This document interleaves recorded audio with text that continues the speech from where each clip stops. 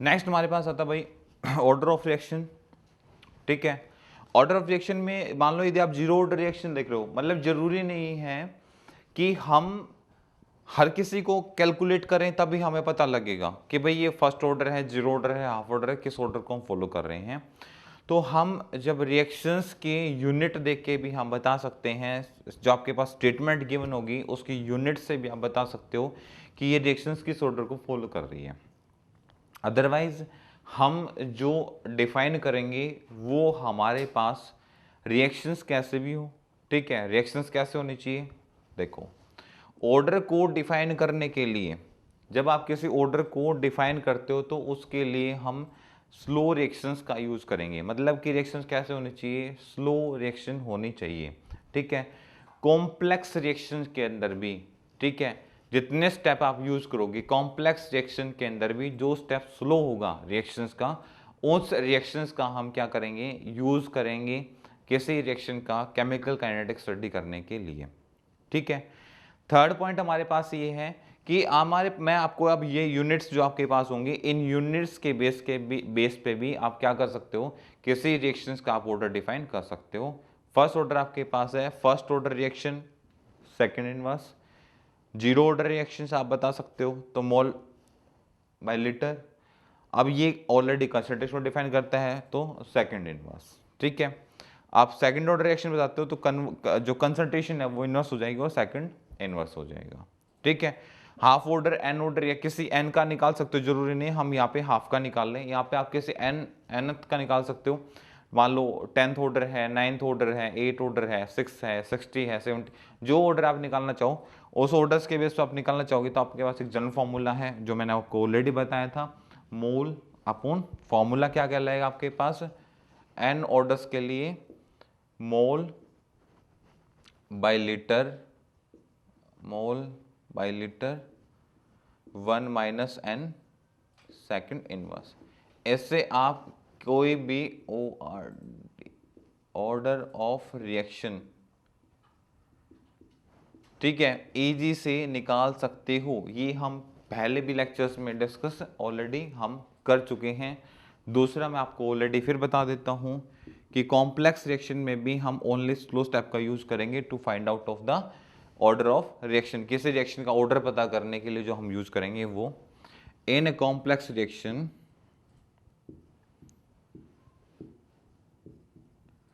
In A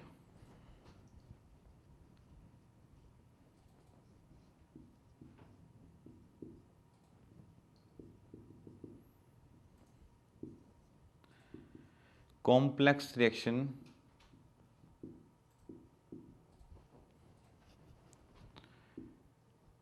we use for slow step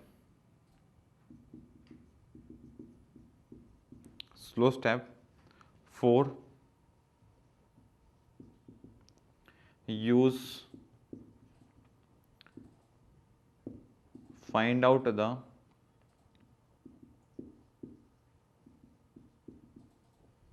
order of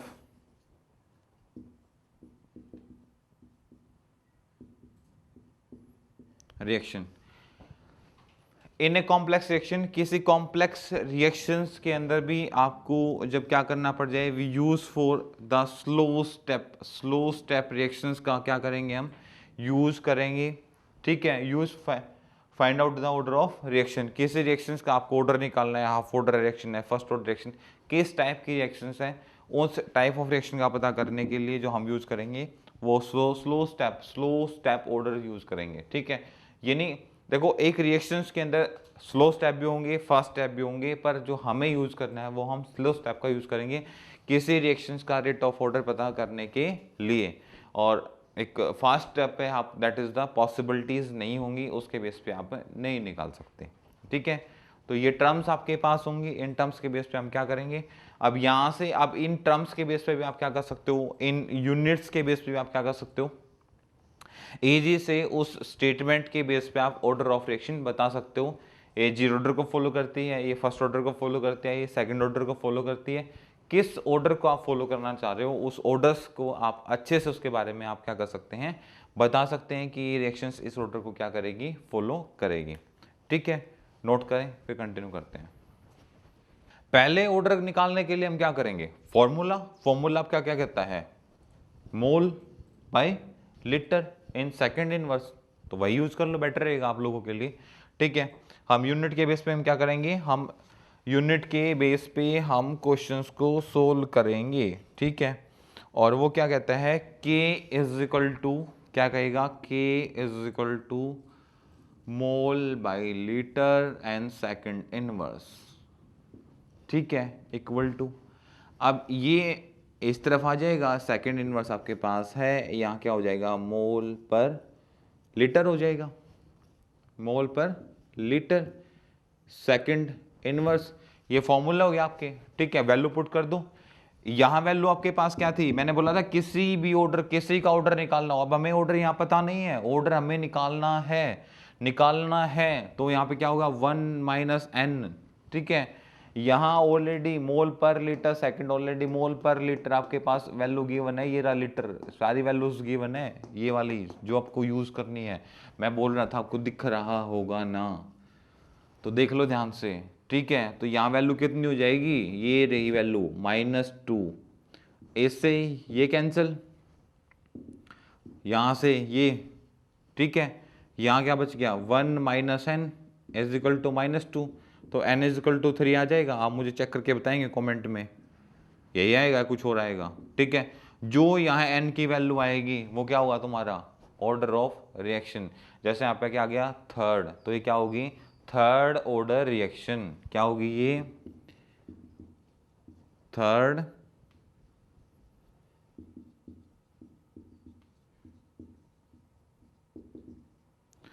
order of reaction.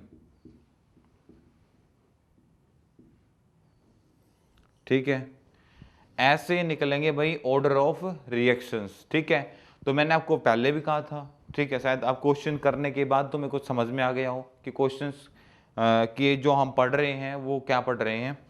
ठीक है, कि हमें जब किसी का रेट ऑफ रिएक्शन निकालना हो, किसी का आपको ऑर्डर निकालना हो, तो ऑर्डर निकालने के लिए एक सीधा सा फॉर्मूला है, मोल बाय लीटर पावर क्या हो जाएगी, 1 - n एंड सेकंड इनवर्स। ठीक है, इस फॉर्मूलाज के बेस पे आप किसी का भी ऑर्डर निकाल सकते हो, जो ऑर्डर बुक में दिए हुए हैं वो नहीं, जो ऑर्डर बुक में नहीं दिए हुए हैं आप उन ऑर्डर्स को भी इस बेस पे आराम से निकाल सकते हो।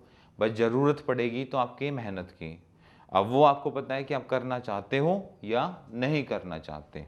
ठीक है, आप बिना पढ़े हुए आप इंटेलिजेंट, ठीक है, और टॉपर बनना चाहते हो या पढ़ लिख के बनना चाहते हो, वो आप पे डिपेंड करता है। ठीक है, नोट कीजिए, फिर कंटिन्यू करते हैं। सम इंपॉर्टेंट पॉइंट्स देखो, हमें ऑर्डर निकालना आ गया, ऑर्डर पे हमने क्वेश्चंस कर लिए, उसके बाद हम स्टार्ट करें सम इंपॉर्टेंट पॉइंट्स, कुछ ऐसे पॉइंट जो हम आपसे डिस्कस करने वाले हैं ऑर्डर ऑफ रिएक्शन की, जो एक ऑर्डर ऑफ रिएक्शन के लिए जरूरी है। ठीक है, अब जैसे मान लो मैं आपसे बात करूं, ठीक है, कि भाई एक 12th स्टैंडर्ड में बच्चा या किसी भी एक प्रॉपर वे में बात करूं कि एक अच्छे 12th स्टैंडर्ड के बच्चे की क्या पहचान, मतलब क्या कंडीशंस होने चाहिए कि बच्चा 12th क्लास में हम एडमिशन उसको दें, एलिजिबिलिटीज क्या करेंगे, 11th पास आउट हो। ठीक है, एक अच्छे स्ट्रीम में बच्चा जाना चाहता है तो स्कोर अच्छा होना चाहिए, नॉलेज जो उसका प्रीवियस स्टैंडर्ड रहा है उसके काफ़ी अच्छे होने चाहिए, मैनर्स अच्छे होने चाहिए, मेंटल लेवल जो बच्चे का स्टैंडर्ड के बेस पे होना चाहिए वो भी अच्छा होना चाहिए, थिंकिंग पावर्स स्किल्स काफ़ी अच्छे होने चाहिए। तो उस बच्चे को इन्वायरमेंट के अकॉर्डिंग अपने आप में चेंज करने में ज़्यादा प्रॉब्लम्स फेस करने को नहीं देखने को मिलती। उसी प्रकार जब हम एक रेट ऑफ रिएक्शन यानी कि किसी रिएक्शन को फॉलोअप कर रहे हैं, उसका हमें ROR निकाल रहे हैं। ठीक है, रेट ऑफ रिएक्शन पता कर रहे हैं, रेट ऑफ रिएक्शंस पे हम उसकी कंसंट्रेशन यानी कि रेट ऑफ रिएक्शन के बेस पे हम उसको कंप्लीट करना चाह रहे हैं, हम उसका रेट ऑफ रिएक्शन कंप्लीट करना चाह रहे हैं, तो हमारे पास भी कुछ कंडीशन है, यानी कि केमिकल काइनेटिक्स को स्टडी करने से पहले कुछ चीज़ें ऐसी हैं जिनके बारे में हमें नॉलेज होना बहुत ज़रूरी है।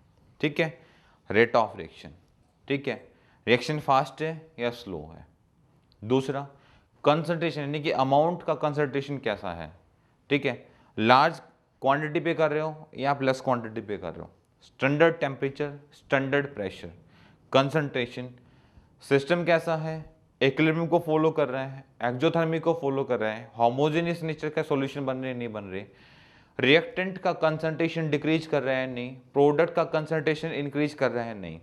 कुछ ऐसे कॉमन फैक्टर हैं, जब तक आप इनके बारे में नहीं जान पाएंगे, ROR रेट ऑफ रिएक्शन के बारे में नहीं पता कर पाएंगे, तब तक एक केमिकल काइनेटिक्स को समझना हमारे लिए काफ़ी टफ होगा।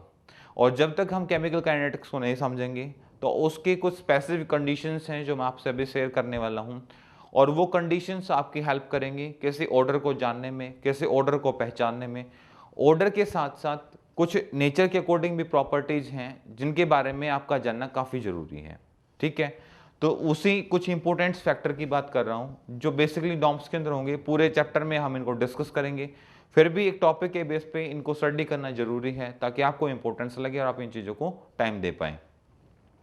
सबसे पहले स्टोमेट्रिक कोफिशिएंट होते हैं, we have the nothing to do with order. कि कोफिशिएंट जो होते हैं वो क्या रोल प्ले करते हैं, तो मैं आपको बता देता हूं। फॉर एग्जाम्पल यदि मैं इसके साथ रिएक्शन कर रहा हूं 4NO2 और O2 के अंदर, तो ये रिएक्शन मेरी एक फास्ट रिएक्शन है। यहाँ पे ये रिएक्शन कैसे रिएक्शन है, फास्ट रिएक्शन है।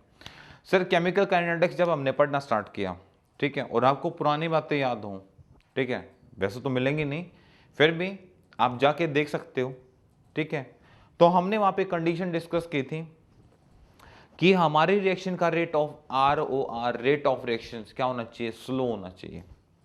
क्योंकि जिन रिएक्शंस का रेट ऑफ रिएक्शन फास्ट होगा, जो रिएक्शन काफी तेज स्पीड के साथ हो रही होंगी, उन रिएक्शंस का केमिकल काइनेटिक्स के अंदर एक्सपेरिमेंटल वैल्यू निकालना काफी टिपिकल होता है, मुश्किल हो जाता है हमारे लिए।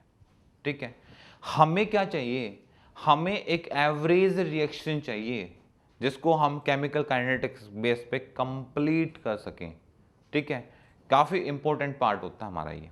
ठीक है, और वही मैं आपसे डिस्कस कर रहा हूं।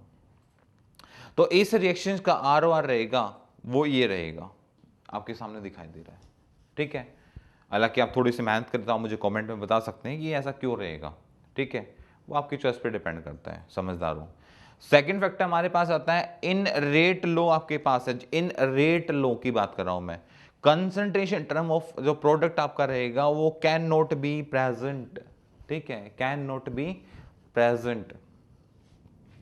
ठीक है, ऐसा होने का रीजन क्या है, मान लो ऑक्सीजन, ऑक्सीजन एक साइक्लिक कंपाउंड है। ठीक है, मोस्टली हाईली स्टेबल हम बात करते हैं, साइक्लिक रेजोनेंस बनाता है, वो O3 फॉर्म में बनाता है। अब ये रिएक्शंस यहाँ पे आ रही है 3O2 के अंदर,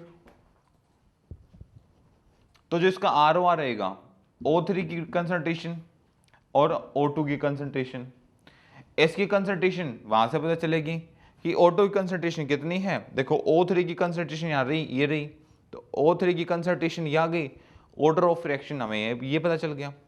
इसकी कंसंट्रेशन हमारे पास ये रही, इसका ऑर्डर हमें यहां से पता चल गया, वही M1 - N करके। ठीक है, तो ये चीजें आपके पास निकल के आ गई। तो इसमें दो बातें तो आपको बता दी। ठीक है, और कुछ नई बातें होंगी वो भी हम आपके साथ शेयर करेंगे, पहले आप इसको नोट कीजिए। नेक्स्ट हमारे पास जो टर्म आती है इन रेट लो। ठीक है, रेट लो के अंदर the concentration term of some reactant may be absent. ठीक है, रिएक्टेंट तो होगा, ठीक है, पर वहां पे उसका कंसंट्रेशन 0 होगा। मतलब मैंने आपको पहले बताया, जब हम रिएक्शन कर रहे थे, जब हम ऑर्डर ऑफ रिएक्शन निकाल रहे थे, वहां पे concentration of A and concentration of B both are equal and equal to 1। A concentration equal to B था और B कंसंट्रेशन इक्वल टू 1 के था, तो हमने उन ऑर्डर्स को हमने इक्वल 1 माना था। तो मैंने आपको तब भी एक बात बहुत अच्छे से समझाई थी कि बेटा दैट इज नॉट पॉसिबल, ऐसा पॉसिबल नहीं है कि हर कंडीशन में रिएक्टेंट, अब आप देखो ना, एक रिएक्टेंट में आपके पास दो चीजें हैं। ठीक है, मेरे पास एक रिएक्टेंट है और एक मेरे पास प्रोडक्ट है। अब रिएक्टेंट में आपके पास दो चीजें हैं, सॉल्यूट और सॉल्वेंट। अब क्या आप इन दोनों की कंसंट्रेशन सेम कर सकते हो? That is not possible. Possible है नहीं भैया, कैसे कर दोगे, कैसे बताओ, कैसे कर दोगे? ठीक है, नहीं कर सकते। इसमें एक का अमाउंट कम रहेगा और एक का अमाउंट ज्यादा रहेगा। प्रोडक्ट बनाने से पहले आपको एक कंडीशन पूरी करनी पड़ेगी।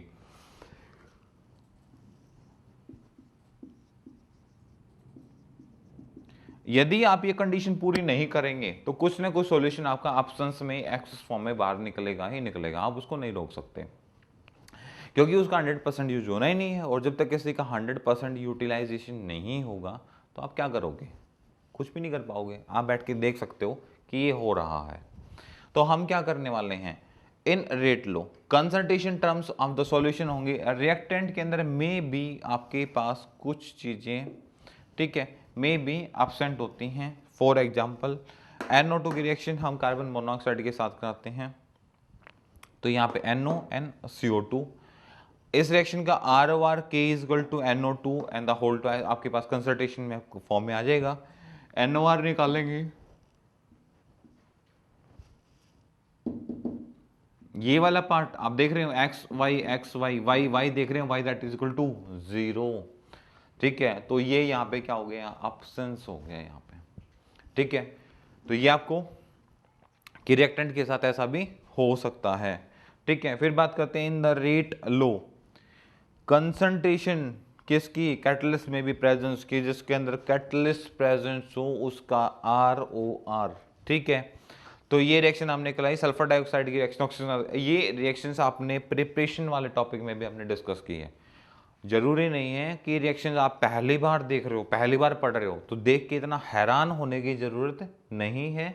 ये रिएक्शंस आप ऑलरेडी पहले भी 11th क्लास में डिस्कस कर चुके हो। अब जब आप इनऑर्गेनिक अब पढ़ेंगे 16 ग्रुप ऑक्सीजन वाला, तो ये चीज़ें कैजुअल है, फिर दोबारा पढ़ोगे, कोई बड़ी बात नहीं है, ठीक है। बस ये है कि आप पढ़ते टाइम ध्यान रखें थोड़ा सा कि हम क्या पढ़ने जा रहे हैं, ठीक है। तो सल्फर डाइऑक्साइड की रिएक्शन O2 के साथ करोगे तो सल्फर ट्राइऑक्साइड बनेगा, ROR निकालोगे तो ये आपके सामने निकला हुआ। अब ROR आपके पास आ गया तो आपने एक चीज दिखाई दे रही होगी, ये वाली चीज, ठीक है, और यहां वो चीज आपको यहां दिखाई दे रही होगी। इसको हम क्या बोलते हैं, ये जो ऊपर लिखा हुआ कैटलिस्ट, ठीक है। अब आपने यहाँ पे देखो कैटलिस्ट आपने फॉलो कर दिया, ठीक है, रिएक्टेंट को एब्सेंट आपने कर दिया, कंसंट्रेशन आपने बढ़ा ली, बहुत सारे फैक्टर तो आपने फॉलो कर लिए, ऑर्डर ऑफ रिएक्शन आपने पता कर लिया, स्लो रिएक्शंस आपने निकाल ली, एवरेज रिएक्शन आपने पता कर ली। तो जितनी चीजें हम पढ़ रहे हैं ये सारी चीजें किसको फॉलो करती हैं, उन पॉइंट्स को जो ऑर्डर ऑफ रिएक्शन कर निकालने में आपकी हेल्प करते हैं। ये उन चीजों को हमने नोट किया है, ठीक है, राइट डाउन करें।